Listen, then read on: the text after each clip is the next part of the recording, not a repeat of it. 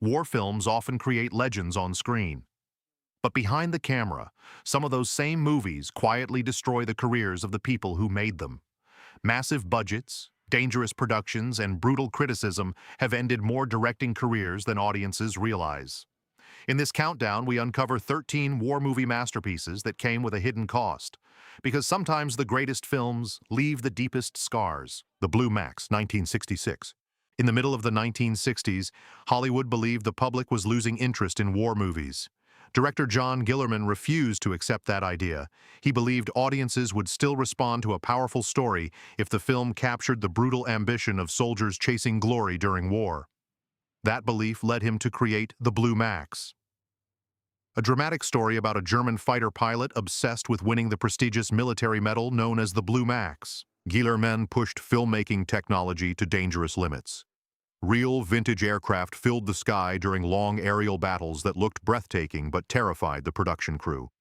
The movie delivered some of the most realistic World War I dogfights ever filmed.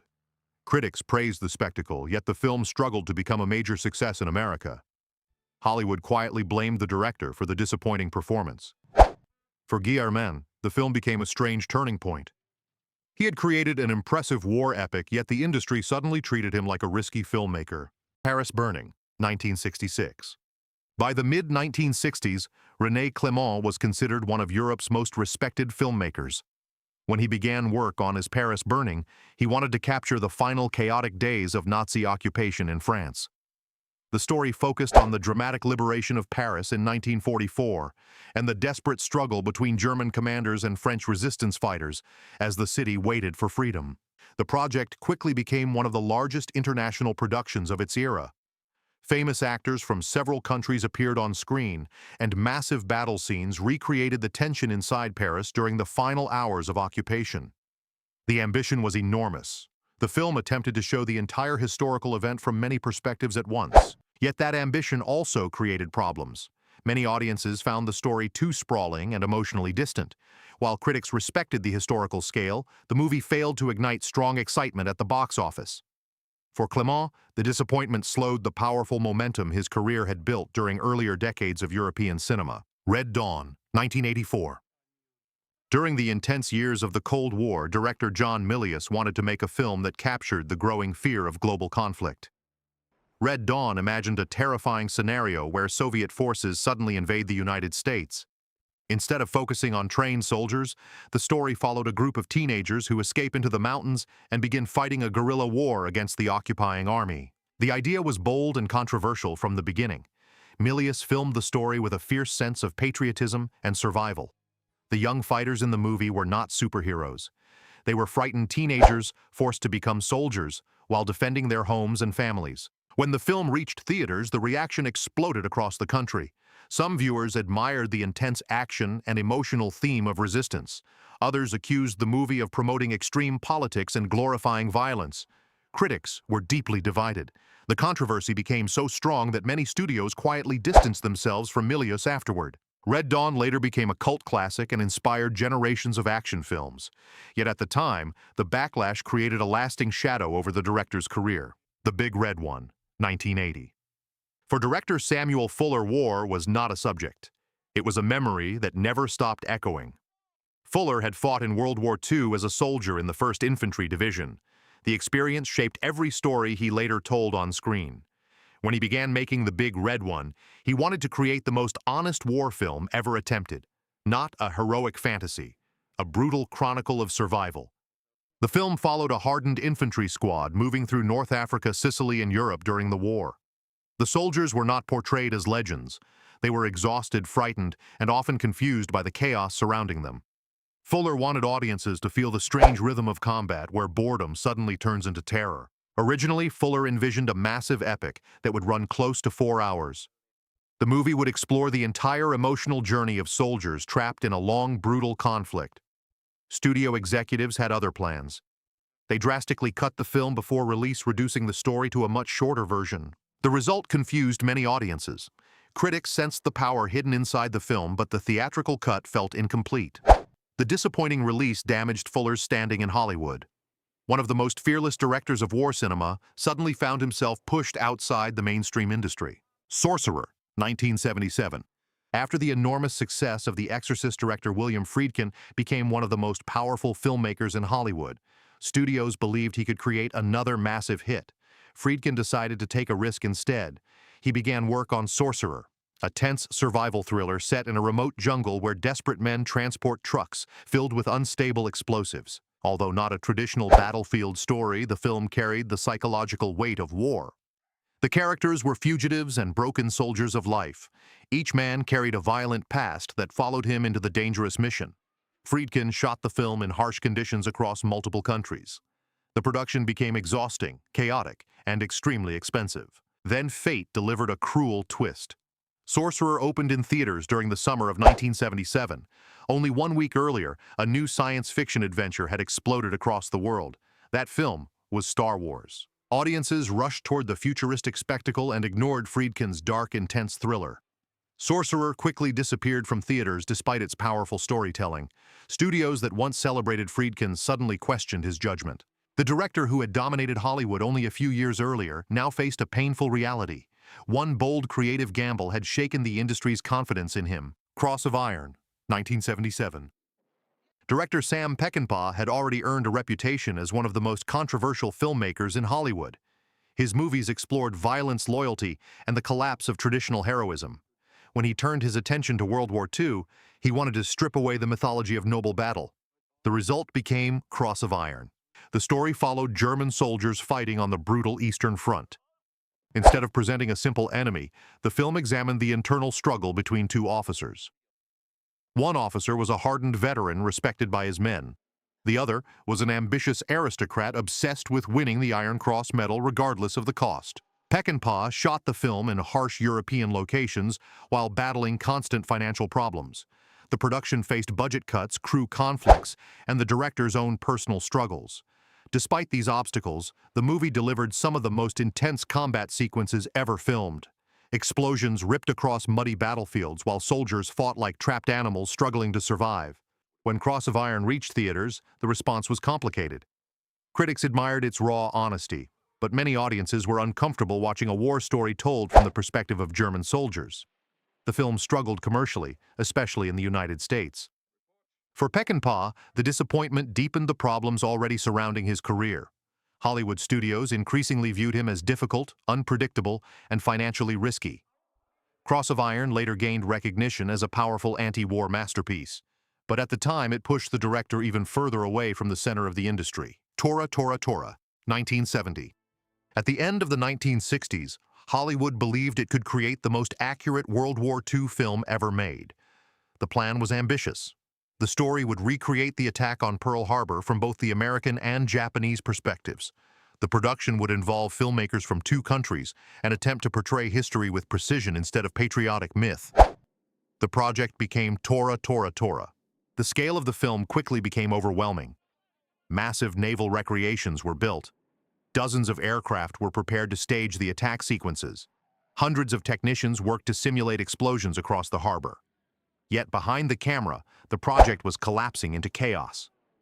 Originally, the Japanese portion of the film was to be directed by the legendary filmmaker Akira Kurosawa. His involvement created enormous excitement around the project. However, disagreements with the studio soon erupted. The production schedule slipped. Costs rose. Kurosawa was eventually removed from the film before completing his work. Multiple directors were brought in to finish the complicated international production, including Richard Fleischer. By the time filming ended, the movie had become a logistical nightmare. The finished film delivered extraordinary battle scenes that stunned audiences with their realism.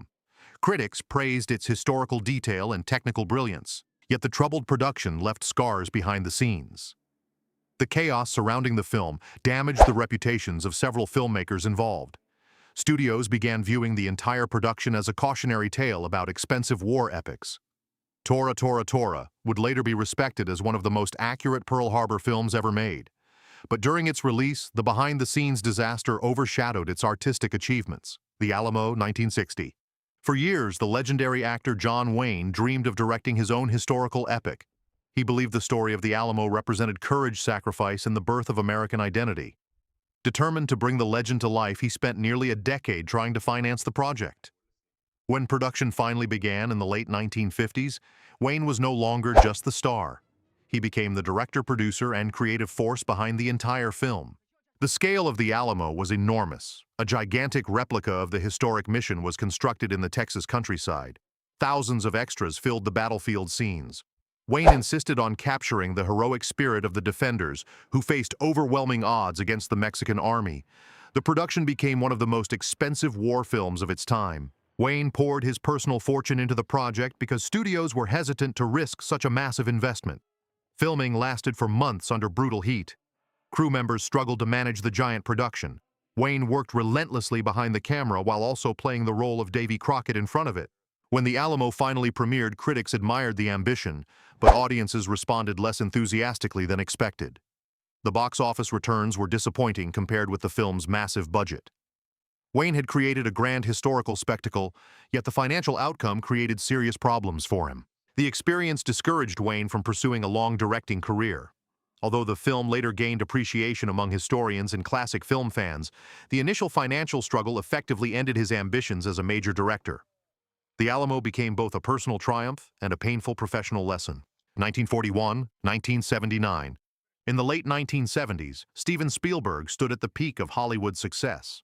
After directing Jaws and Close Encounters of the Third Kind, he had become the most exciting young filmmaker in the industry. Studios trusted him completely. With that confidence, Spielberg decided to make something wildly different. Instead of a serious war drama, he created an enormous World War II comedy called 1941. The film imagined the chaos that might erupt in California after the attack on Pearl Harbor. Citizens panicked about a possible Japanese invasion. Military officers made disastrous decisions. Civilians accidentally created destruction across the city.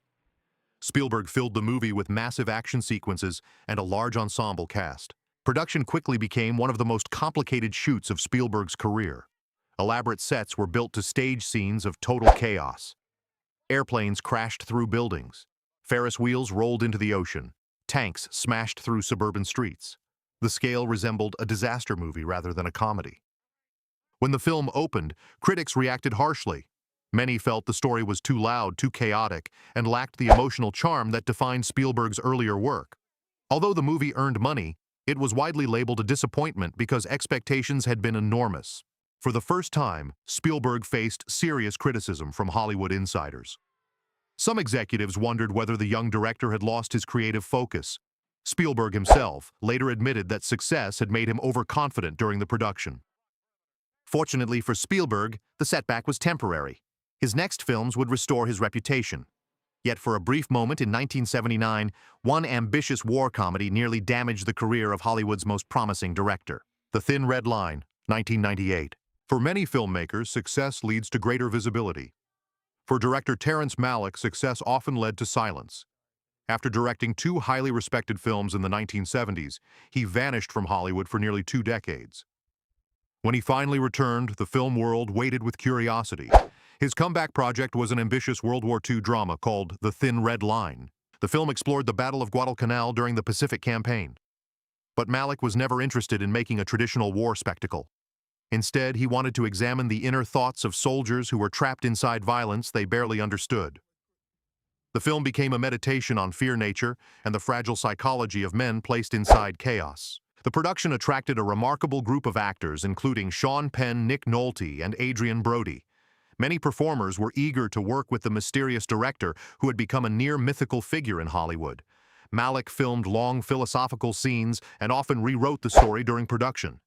Entire performances were later removed from the final cut as the director continued shaping the film's poetic structure. When The Thin Red Line finally reached theaters, critics admired its beauty and emotional depth. The film received several major award nominations, and many writers praised its reflective tone. Yet the movie struggled to attract large audiences. The slow, thoughtful style felt very different from the explosive war films audiences expected during the late 1990s. For studio executives, the financial performance created uncertainty. Malick was clearly a visionary filmmaker, yet his unusual approach made producers nervous. While the film later became widely recognized as one of the most thoughtful war movies ever made, the commercial disappointment reinforced Hollywood's belief that Malick was unpredictable and difficult to market. His reputation as a brilliant but elusive director only grew stronger after The Thin Red Line. Apocalypse Now, 1979. When Francis Ford Coppola began work on Apocalypse Now, he believed he was creating the ultimate film about the Vietnam War. What he did not expect was that the production itself would become almost as legendary as the movie. The project quickly turned into one of the most chaotic shoots in Hollywood history. Filming took place in the jungles of the Philippines, where typhoons destroyed sets and delayed the schedule for weeks. The production budget exploded far beyond its original limits. Coppola invested much of his own money to keep the film alive. The pressure was relentless, and the director later admitted he feared losing everything. The cast also faced extraordinary difficulties. Martin Sheen suffered a heart attack during filming, which forced production to stop temporarily. Marlon Brando arrived on set overweight and unfamiliar with the script, creating new challenges for the already exhausted crew. Coppola constantly rewrote scenes while searching for the emotional core of the story. Despite the chaos, the director refused to abandon the project. He believed the madness surrounding the film mirrored the madness of the Vietnam War itself. After months of struggle, Apocalypse Now finally reached theaters. Critics were stunned by its power and haunting imagery. The movie became a landmark achievement in war cinema. Yet the experience left deep scars on Coppola's career. The massive budget and financial risks nearly bankrupted him. Hollywood executives began questioning whether his ambitious style had become too dangerous for studios to support. Although Apocalypse Now became a masterpiece, the ordeal weakened Coppola's position in the industry during the following decade. The film proved that artistic greatness sometimes arrives at an enormous personal cost. Ryan's Daughter, 1970. By the end of the 1960s, David Lean stood among the most respected directors in cinema history. He had already created towering epics like The Bridge on the River Kwai and Lawrence of Arabia. Critics and audiences believed Lean possessed a rare ability to transform historical stories into breathtaking cinematic experiences. When he began working on Ryan's Daughter, expectations were enormous. The film was set during the First World War on the remote coast of Ireland. Instead of focusing on battlefields, Lean chose to tell an intimate story about love betrayal and the quiet presence of war inside a small, isolated village.